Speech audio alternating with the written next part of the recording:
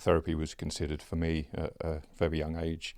At 13, when it became clear in my family, I was gambling, and doing it in a way that was, addictive from the start. And Can I just jump straight in there? That's quite extraordinary. Gambling at 13, is that right?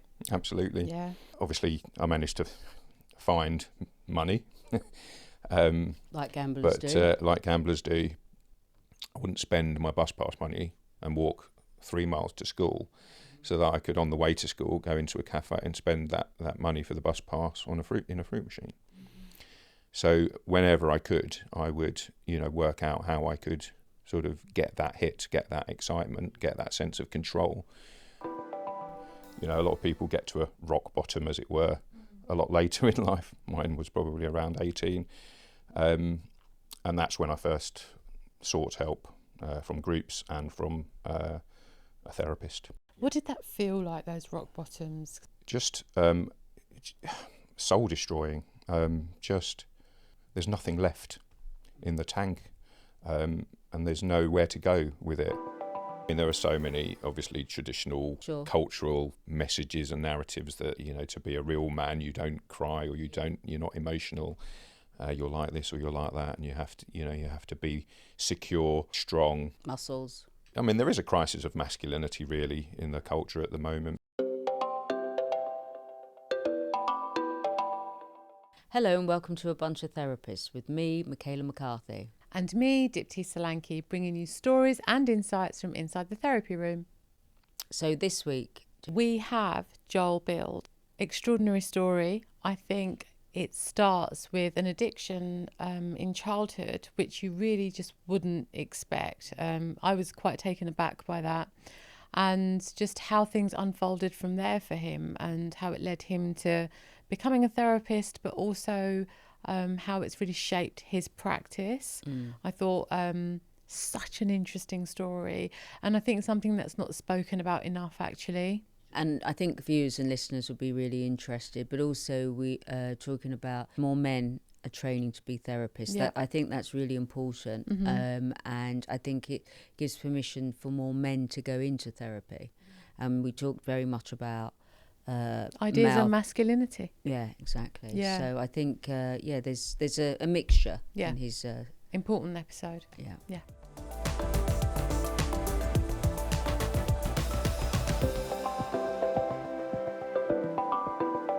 So, hi Joel, welcome to our show, Bunch of Therapists. Glad to be here. Thanks for inviting me. So tell me, what's your story? Or tell us, I should say. Because not everyone ends up as a therapist. Oh, absolutely. I mean, for me, I have done a lot of therapy. Therapy was considered for me at a very young age. At 13, when it became clear in my family, I was gambling. And doing it in a way that was, addictive from the start. And Can I just jump straight in there? That's quite extraordinary. Gambling at 13, is that right? Absolutely. Yeah. Obviously, I managed to find money. Like gamblers do. Like gamblers do. And I had access to, pocket money and shopping money and family money. Obviously, I don't want to go into too much detail about that. But, the family did spot it. It became obvious quite quickly. What did they notice?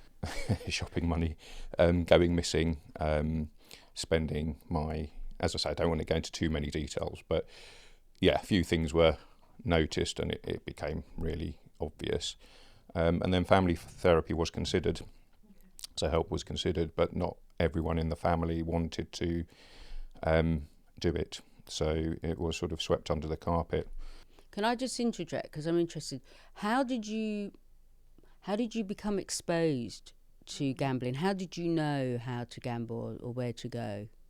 Well, it started off with fruit machines. Yep. in the chippy, in the fish and chip shop. Okay, so you got a bit of a buzz there. Yeah, I mean, I'd actually been exposed to it at a very young age, but the arcades. And remember being quite drawn to it even at that age, but it was certainly when I was a teenager that it really took off. somewhere for me to escape. I mean, my childhood was actually, I had everything. There was quite a decent childhood. It was working class, but my experiences of the family dynamics, were not great for me, and it was my way, looking back, of escaping from that and finding something that I thought I wasn't getting, or I felt I wasn't getting. What did it look like on a day-to-day? How many hours were you spending? Whenever I could, I would, I wouldn't get I wouldn't spend my bus pass money and walk 3 miles to school, so that I could, on the way to school, go into a cafe and spend that money for the bus pass in a fruit machine. So whenever I could, I would, work out how I could sort of get that hit, get that excitement, get that sense of control, when I was very young. And then, of course, as I got older, I had more opportunity and to another level. Jobs, Saturday jobs, and had more money to play with. And I would do it more often. Yeah. Was there secrecy around it? So, yes, there was secrecy around it, yes. It was found out quite early. I was taking money from the family pot, from the shopping pot, a few times, and that became quite obvious. And then when I was 18 and went to university, the problem sort of escalated, and then I did seek. I came to quite a lot of people get to a rock bottom, as it were, a lot later in life. Mine was probably around 18, and that's when I first sought help from groups and from a therapist. Did it work at that age, or did you have a few visits? There was, I wasn't ready to deal with stuff at such a young, tender age, looking back and where I was. But so it took until probably another 9 years before I was really ready to, and there was a series of rock bottoms, as it were. What did that feel like, those rock bottoms? So for anyone listening who might have a loved one, or they themselves might be experiencing Absolutely. this, what does it feel like to be there at that rock bottom? Just soul destroying. There's nothing left in the tank, and there's nowhere to go with it. This is the thing. It's with addiction, and I understand, a lot about. I mean, I also did use drugs to a degree as well, and smoking. And with all addictions, it gets to a point, it starts off being pleasurable, but gets to a point where... Well, you go over the line, I always say there's a... Yeah, there's absolutely. There's a sort of line that you cross, and it just becomes such a high dependency behaviour. But then you become sick of it, but you don't know any other way, and there's nowhere to go to get help, or you don't feel that there's anywhere to go. And even when you do go to get help, it can seem like just too far away, or it can be really difficult. What do you think were the needs that were being met by the gambling, and on a day-to-day basis, what would it have looked like and felt like for you? I mean, gambling is a fascinating addiction. I think it can fulfil different needs for different people. I think for me, it was about I didn't feel that I had anywhere where I could get a reward. So it was almost like I could invest symbolically in a fruit machine, essentially, and it was uncertain whether. Well, naturally, that's probably more accurate. It wasn't that I didn't get reward. I did get reward for being a good boy, in my life as a child. That's what I learned to become, a good boy, to get that approval. But it was uncertain. The reward was uncertain. So just like a fruit machine or any type of gambling, the reward it might come, and it's really, it's like teasing, tantalizing. It might come, and it might not. And it sort of replicates almost. So that excitement to a certain extent. So there's an excitement. There's you're in control. Or you have the illusion of being in control. Of course, you're not in control, but you have the illusion of being in control, whereas in the rest of my life, I didn't feel that sense of control. So it gave me that sense of control. And if you didn't win? Devastating. And then, you know, the mind of a gambler, certainly my mind was, you know, you have to find a way of, you know, getting more money, get the money back, win, you know, get that big win to replace all the losses. And then when you run out, it's devastating because it's an awful life. A gambler, the life of a compulsive gambler is, you know, I think gambling for a non-compulsive gambler is probably quite fun. But there's a difference with fun, or even having a couple of drinks and enjoying that merry stage of fun. But I always say that addiction is very different, because actually you go over the line, it's not fun. You've moved away from fun. Once you become emotionally attached. So, you know, I think a lot of addicts and compulsive gamblers, it was a gradual progression. So where it did start off being fun, and many addictions are the same. It does start off being fun. And then for me, it was actually very quickly, it became not fun. It was...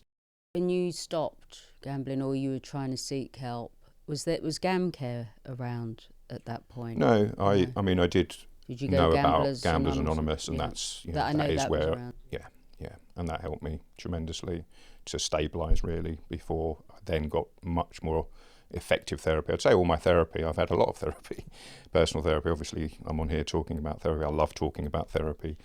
And now, but I think the 12-step program, because it's set up as a support group, but I think you have somewhere else to go.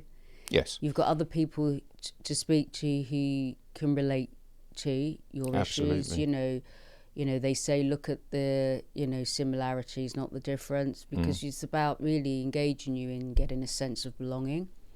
Yeah, absolutely. I think there are many positive aspects to 12-step recovery. I think interestingly, a lot of therapists make the mistake of saying, well, 12-step, comparing 12-step philosophy with, you know, therapeutic approaches, which I think is a mistake, because they're not supposed to be the same thing. And for me, they've been absolutely complementary. They can work alongside each other. Absolutely. Yeah. And the, you know, again, research in the States has shown, over longitudinal research over a long time, has shown that addicts that do recovery only, about 30% success rate. Those that do recovery and therapy, it doubles to about 60%.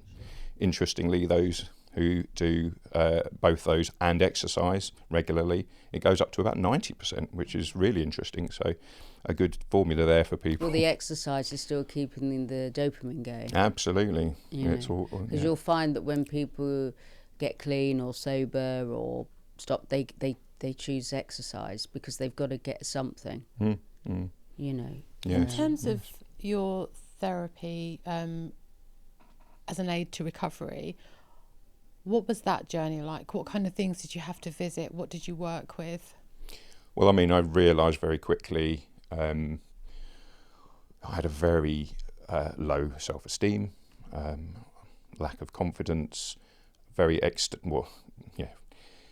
my value was driven by pleasing others, by identifying with what others wanted, not really having a sense that I could define things for myself. I could understand, that I could understand myself and my needs and my wants, and so I had quite a very low sense of self, I would say. I mean, I think I wouldn't have needed as much therapy as I did, dare I say it, if I'd had more of a sense of who I was.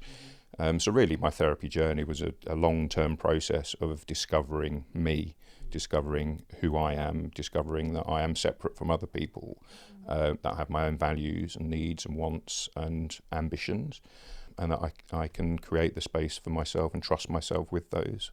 But it's been a long process. For many clients that I see now, it's a much shorter process because there's less embedded shame or low self-esteem, or however you want to sort of language it. And for others, who may have different experiences, there's more to deal with, and then it's a longer term process. I mean, I can relate to the longer term. I went on a journey, had no expectations, and I only stopped personal therapy after 27 years. Just a few years ago, about 2 years ago. and I'd done lots of group and everything, but I kept going until one day that I'd wake up and think, actually, I think I can hold my own and share with other people. Yes. Because it's a long time, isn't it, Michaela? And Yeah. I think it's important for people to hear that from both of you, that long-term therapy is often needed, because so many people come into therapy thinking there's a finite period. Yeah. And that, I think that speaks to, you know, the journey of a therapist is, you know, and I think I recognise myself as a wounded healer, and I think that 90% of therapists, I imagine, are in that category, that have had to, you know, some sort of challenges, personal challenges that they've overcome through therapy, and that ability to be with themselves and overcome those challenges, or to have the support of a therapist being with them to overcome those challenges. You know, it gives them the sort of, certainly me, the inspiration to do that for others. Yeah. This episode is sponsored by the Awareness Centre Training School, a reputable counselling training with foundation courses, BACP accredited diplomas, online clinical supervision courses with leading tutors in the field. If you are looking for high quality counselling and supervision training, then visit theawarenesscentre.com or give them a call. If you're enjoying A Bunch of Therapists, why not like, subscribe and share with a friend? So what point was it during this whole journey did you decide to train? And what came before that? You know, for a long time, I've been in education for well over a quarter of a century, so became a sort of life coach during that time. Okay. Did a bit of dating coaching, relationship coaching, which is, you know, very different from therapy, but there are crossovers. But every so often I would talk with my wife about, you know, when I'm older, I'm going to be a therapist, because like, I'd love to do this for other people. And so 6 years ago, you know, I'm in my late 40s, we're on a date night, and the same conversation comes up again. She said, Joel, you know, we've had this conversation a lot. She said, how old are you? Well, and how old do you need to be? Exactly. And I realised in that moment, it just clicked. And I decided in that moment, I was like, God, thank you. You know, that was such a great question. Was it something around that, though? Was it something about being grown up enough to be a therapist? Absolutely. Yeah. Right. In the back of my mind, somehow, and that's what I realised in that moment, I'd not given myself the permission. Somehow I wasn't grown up enough to be a therapist. But then I was like, hang on, look at me. I am. Yeah, look in the mirror. And the question my wife asked, exactly that. But I think that can happen when you go on a journey of self-development. I remember reaching I woke up around 40. I know I was 40, maybe 41. And I woke up and I thought, God, I felt like an adult. I just felt like this adult. And I remember sharing with one of my supervisors. I said, I really feel like an adult. And she said, not many people get to that. No. But it was a real feeling of that I could depend on myself. Yes. You know, I could be there for other people. I never felt it before. I never felt anything, really. And of course, you know, many people that have, you know, are lucky enough to have experiences of life where that's just automatically there, and there is no major challenge. There may be bereavement, or there may be, you know, moving. There'll be some relatively minor challenges, but that lack of feeling grown up, that, you know, always felt like a little boy, always felt like I had to defer to others' authority. And even in some situations today, you know, with professional organisations or, you know, in everyday dealings, you know, sometimes I have the echoes of that, but obviously the awareness of doing therapy, and that's the value of therapy for me, allows you to normalise that and recognise that within yourself, and then provide yourself with the reassurance to say, no, I am grown up and I can deal with it. Isn't it? Rather than go, I'm going to ask my mum, I'm going to ask my dad, I'm going to ask my sister or my brother or my teacher, or it was constantly going out. Rather than go, I think there's another spectrum on this point in the spectrum where people who grow up young having to take a lot of responsibility but are working through that responsibility not being completely grown and matured within themselves. And I think there's a different piece of work that needs to be done there in terms of really trusting themselves and asking for help, because they're the ones that are so hyper independent. Absolutely. So many, I do work with, many different clients, and there are a number of clients that at a young age became, for many reasons, almost an adult, or taking on adult responsibility within their family or their situation or context. But there's no emotional maturity. Well, yeah, and they lose, it's grief and loss, because they lose the time that they were meant to be a child and play and be naughty. All those developmental stages. Yes, and have authority to guide them a bit, and they became, over responsible, absolutely. And it can be very powerful. So and it's hard to rewind that. And it can be hard to rewind, and also it can create, people that are highly accomplished. And every time they get to that next accomplishment, they say, I expected to feel amazing and this sense of achievement, and there was nothing. It's not enough. And actually, it wasn't to do with the achievements. It wasn't to do with success or those things are great.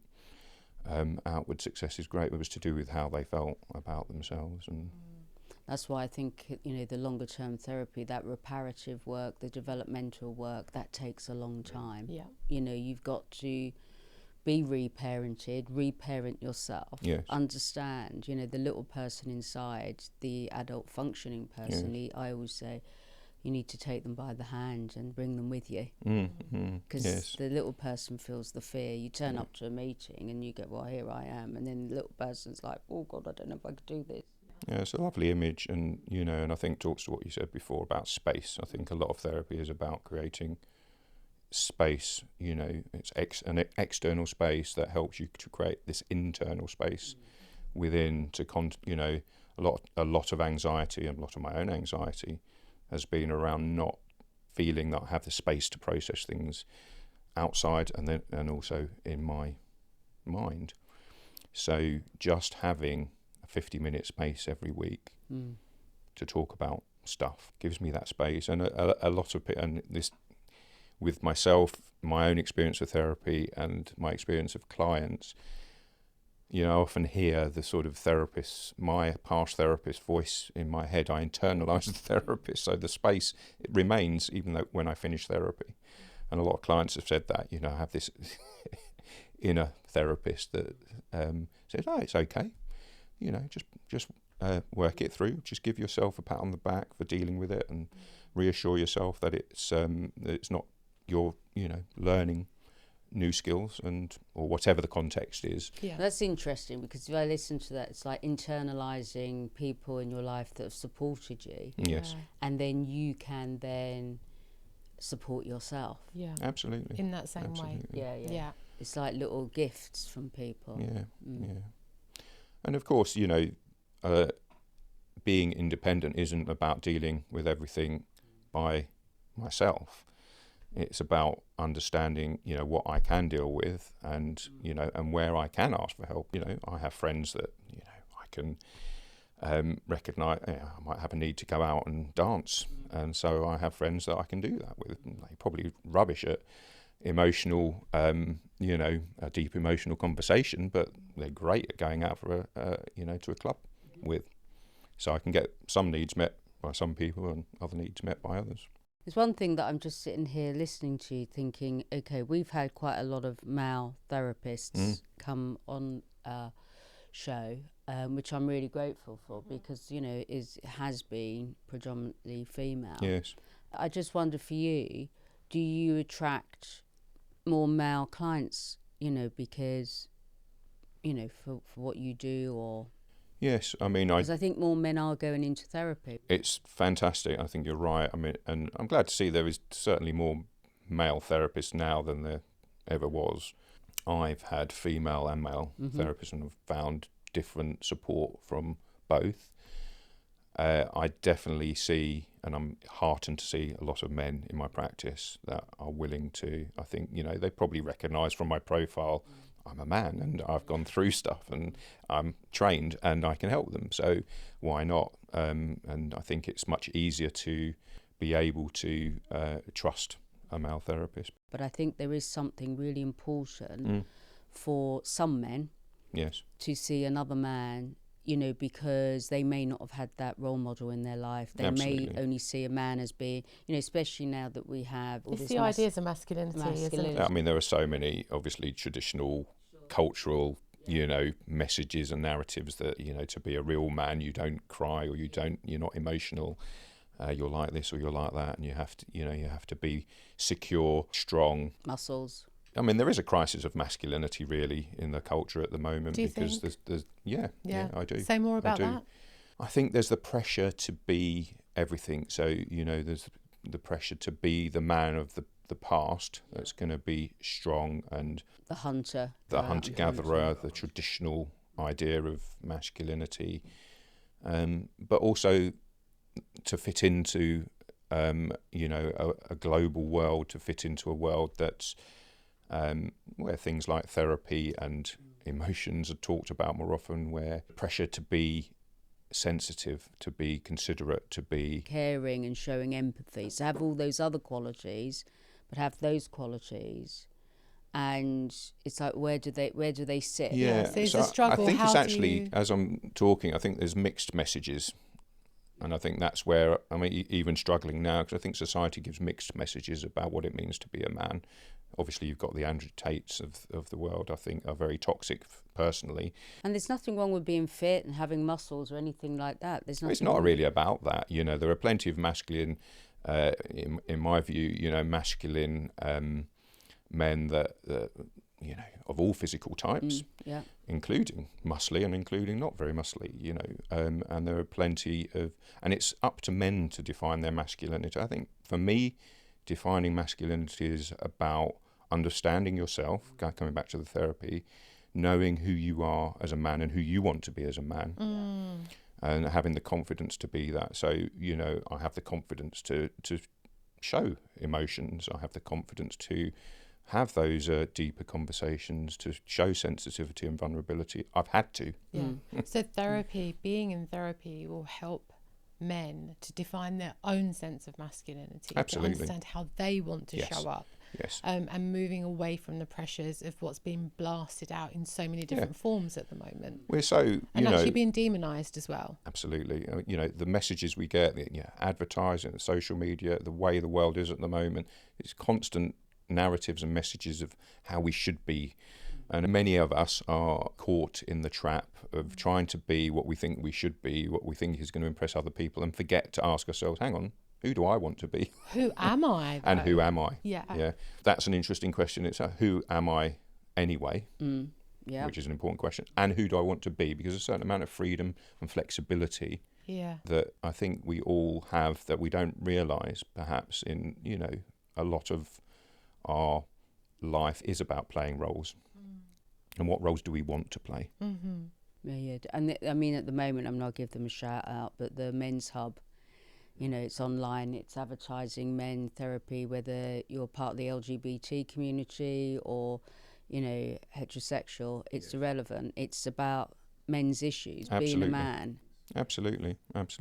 In the past, only women and girls tended to suffer from anorexia, for example, because they were bombarded, still are sadly, with these, perfectionistic images and ways of being physically, which are not really attainable, exactly. And now men are as well, and boys are today as well, and that's why there's a greater increase in addiction to exercise, using steroids to get buff, and anorexia, eating disorders because of these pressures. And as we've been talking about, I think therapy is in a way, it's countercultural. It's saying, look, there's a lot of pressure out there. It's not just from your family. A lot of people think therapy is just about what happens in your family. Most of my clients, including myself, have had good upbringings with challenges. But it's not always about just the family. It's about the greater context of society and the messaging we get from the culture. I think that's an important point. People don't often think about that. It's what have we been surrounded by, what the messages we've kind of imbibed and all of that. Yes. So within your practice, what kind of issues do you see, if there's a theme in the issues that you deal with? So I do seem to attract those clients that, are working with esteem issues, with codependency issues. Can I just stop you there? I know we might know what codependency is, but the viewers and listeners might not know what that means. So codependency, I mean, it's not a technical term as such, but it's a term that's been used for many years, started in America really probably about 30 years ago, to define actually initially co-addiction. So people that would live with or enable addicts, so have partners of addicts or families of addicts that would enable their behaviour and not call it out. And it's widened to mean making other people and their values and their needs and wants more important than your own. It's when you're giving and feel compelled to give, or you have to give, or you have to please someone else, or you have to meet their demands or their needs, and there's a sense of resentment, or there's a sense of losing something and an expectation that you get something back in return. Then there's a sort of enmeshment, a sort of... Well, the enmeshment's really important, because I think when, here I am and there you are, so where I end, you don't begin. There's a space in between here that we can have a dialogue, we can agree or disagree, and that's absolutely fine, okay? But when you say enmeshment, there is no boundary. Yeah. There is no space of boundary. It just, where I end, you begin. Absolutely. There is nothing in the middle. And it's about that, creating a sense of who you are and who the other person is. And all relationships are a negotiation. But with our viewers and listeners, what would be your message to them? My message to viewers and listeners, I think, ultimately that, whatever issues you have, there is nothing to fix. Generally, what we call issues are adaptations to our environment, to survive, protective mechanisms, coping strategies, and that you can understand how you've adapted in perhaps ways that you didn't want to adapt, and you're coming to understand that, and you can create the space for yourself. You can use therapy and other support to create that space, to have that self-awareness, reduce any shame you might be feeling, and find who you want to be, who you really are, and start being confident in that person and trusting that person. Yeah. Thank you. Yeah, thank you. You're very welcome. And what we do is we ask our previous guests to leave a question for our next guest. Okay. So if you're okay with that, I'm going to ask you a question that our last guest has left for you. If you were an animal, what would you be and how would it move? Well, I've thought about this before. It's a question that's come up before. Eagle. I've always, when I was a child, I remember having dreams, flying dreams. So some of them, interestingly, were flying as a human, but some of them were flying as a bird, as an eagle. That I remember. Well, I'd like to think that I was an eagle, and it was flying and having the freedom and sort of cruising over, where long wingspan, cruising over the houses and the countryside and having that sense of freedom and being able to observe the world. Yeah. But that's what you're doing now with your life. As far as I have the freedom to, yeah. Don't fly. Don't physically fly. You've been listening to A Bunch of Therapists with me, Michaela McCarthy, and Dipti Solanki. And if you enjoyed this episode, don't forget to review, like and subscribe to wherever you listen to your podcasts, and do follow us on our socials. Until next time, see you soon.